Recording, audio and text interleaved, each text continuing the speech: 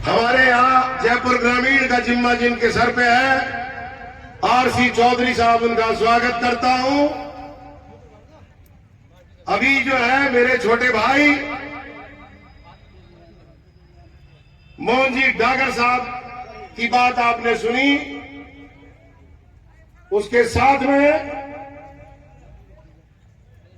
कांग्रेस के महासचिव, महिला शक्ति की नेता हमारी प्रतिष्ठा जी विराजमान है।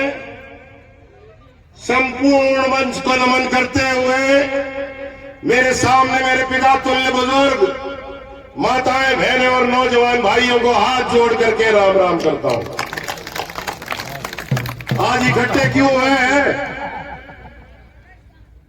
आज मारो भीड़ मिल गयो माने वो आज दूल्हो अठे बिरादरियों है और आमेर से जो दूल्हा है और आमेर का आज जो भीड़ है वो कांग्रेस की तरफ से प्रशांत शर्मा जी है, जो मेरे बड़े भाई हैं।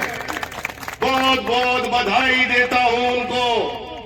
जितनी सूरतें मुझे यहां दिख रही है ना, मंच पे देखता हूं, मौजूदा सरपंच, पूर्व सरपंच, जिला परिषद मेंबर, पंचायत समिति मेंबर, और जब से बैठा हूं नजरों से टटोल रहा हूं मैं इन सारी सूरतों को। मुझे 20 साल हो गए अमृता बहन जी इस आमेर में। ये मेरे हैं और मैं इनका हूं, ये हमारा रिश्ता है। जो सूरतें यहां हैं और जो सूरतें यहां नहीं हैं, उनकी मुझे कमी महसूस हो रही है। उन सूरतों को साथ लाना होगा। और एक बात स्पष्ट करना चाहता हूं, मेरे से मजबूत प्रत्याशी मोहन डागर भी थे। मैं कड़ी में सबसे नीचे था, सबसे नीचे था। उसका कारण था, एक फॉर्म भरवाया गया, मैंने पहली दफा फॉर्म भरा। उसमें यह था कि किसने कितने चुनाव लड़े हैं। मैं दिल्ली में था, यहां मेरे लोगों ने कहा साहब फॉर्म भरना है। मैंने भर दो यार, अपनी तो खुली किताब है, क्या दिक्कत है। तो भरते गए, वो कॉलम खत्म हो गए, वो चुनाव भी लड़ लियो, वो लड़ लियो और फिर लड़ लियो। यूं करते करते बीच में लोकसभा का भी लड़ लिया। फिर आखिर में एक कॉलम लाइन थी, आप कांग्रेस पार्टी में किस पद पर विराजमान हैं। उसमें मेरे को लिखना पड़ा 0 पे विराजमान है। तो मैं सबसे नीचे पे था, पायदान पे। उसकी चिंता थे ना करो। मैं जब पहली दफा दिल्ली में अमृता जी से मिला, वो पहली हमारी मुलाकात थी, रूबरू हम आमने सामने पहली दफे हुए। ना वो मुझे जानती थी, ना मैं उन्हें जानता था। तो मैंने बताया साहब मैं एक छोटा सा व्यक्ति हूं, आमेर से आता हूं। आमेर की जनता ने एक दफे मुझे चुनाव जिताया, एमएलए बनाया है, और वो दोनों प्रमुख पार्टियों को टाल करके बनाया है, तो लाड़ प्यार देके बनाया है। तो मैं अपनी बात रखने आया हूं। अमृता जी के सामने एक रिकॉर्ड पड़ा था, उन्होंने रिकॉर्ड उठाया। 2003 में लड़ लिए, 8 में लड़ लिए, 13 में लड़ लिए, 18 में लड़ लिए। अब कब तक लड़ते जाओगे, ये इनके साथ। इन्होंने ये कहा।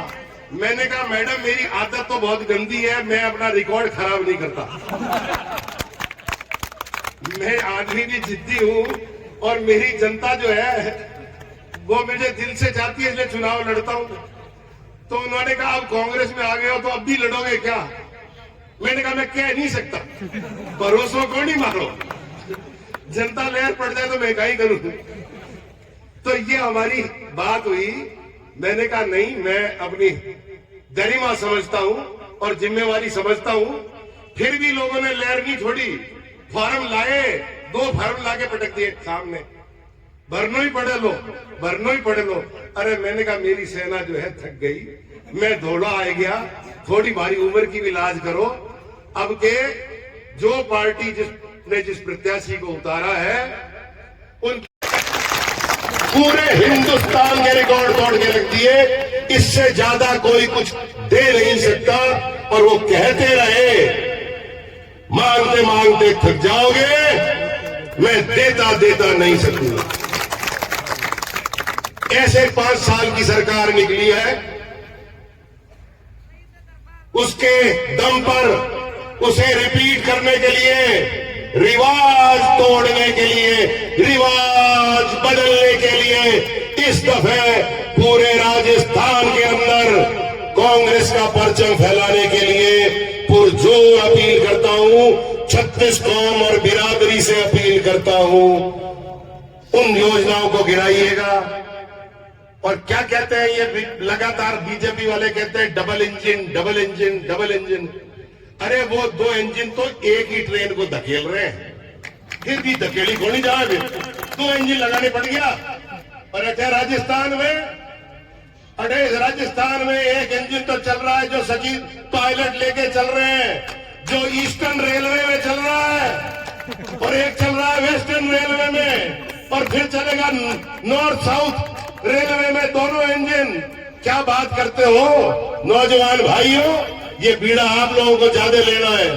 मैं तो बुजुर्ग हो गया, ये पंच पटेल भी ज्यादा को नहीं कर सके, लेकिन युवा साथियों को ये बीड़ा उठाना है। मैं ज्यादा और कुछ नहीं कर सकता, मेरा बारे करने तो डायरेक्ट कनेक्ट है, लेकिन ये टीम टाम जो भी है वो प्रशांत जी को और कांग्रेस को, इन लोगों को पूरी सेट करनी है। मेरा जहां सहयोग हो, जहां आप उचित समझते हो, मैं आपके लिए हाजिर हूं। पुनः बहुत बहुत धन्यवाद। हमारी कोई बात खराब लग गई हो, कड़वी लग गई हो, तो उसके लिए हाथ जोड़ के क्षमा चाहता हूं। और पुनः सब लोगों को अपील करता हूं, खुद का चुनाव करके इस चुनाव को लड़िएगा। बहुत बहुत धन्यवाद। हमारी से सबने राम राम। अमित शाह साहब कहीं नागौर में, पर्वतसर या कहीं आए थे। वो किसानों का गढ़ है। उनके पूरे भाषण में इधर उधर की बात करी, किसानी की एक बात नहीं करी, किसान की एक बात नहीं करी, गरीब की एक बात नहीं करी, मजदूर की एक बात नहीं करी, नौजवान की एक बात नहीं करी, और घोड़े दे के चले गए, घोड़े दे के चले गए। क्या बोल के गए थे? हमें ध्यान है, कहीं बोल गया ओ सुनायो किस्सो के 500 सालों राम जी बिराजिया ही कोनी है, 500 सालों राम जी बिराजिया ही कोनी। और हम साहब जो मोदी प्रधानमंत्री माननीय मोदी साहब हैं, उन्होंने भव्य मंदिर बना दिया, जिसमें तारीख कौन सी बताई ये नहीं बताई, तब विराजमान करेंगे। और बठेरो न्योतो है।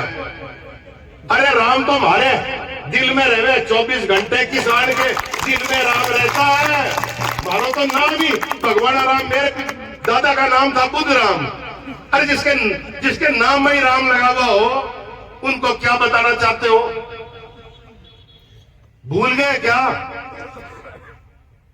अरे पूरे देश का किसान अठे तो कहीं है, हमारे कमजोरी है थोड़ी घनी। जब किसान पड़े हुए थे, कितने महीने तक पड़े रहे? पूरे हिंदुस्तान का किसान आया था वहां उस दिन, और महीनों तक पड़ा रहा, महीनों तक पड़ा रहा। और बीजेपी ने क्या जिद पकड़ी थी कि इनको बर्बाद करके छोड़ेंगे। क्या क्या कहा था किसान को, किसान के बेटे को, और किसान के बेटे को ही नहीं, किसान की माताएं और बहनें कंधे से कंधा मिला करके उन धरनों में पड़ी रही थी महीनों तक, महीनों तक। और तकरीबन 700 किसान जो है, उन्होंने अपनी कुर्बानी दी है। कुर्बानी देना अलग बात है, शहीद होना अलग बात है। ये वो बीजेपी है, इसके लिए किसान के लिए कोई दर्द नहीं है, गरीब के लिए कोई दर्द नहीं है। इसलिए आगाह करना चाहता हूं, उनके लच्छेदार बातों में मत आइएगा, कड़ी से कड़ी जोड़िएगा। मैं अचंभा करता हूं,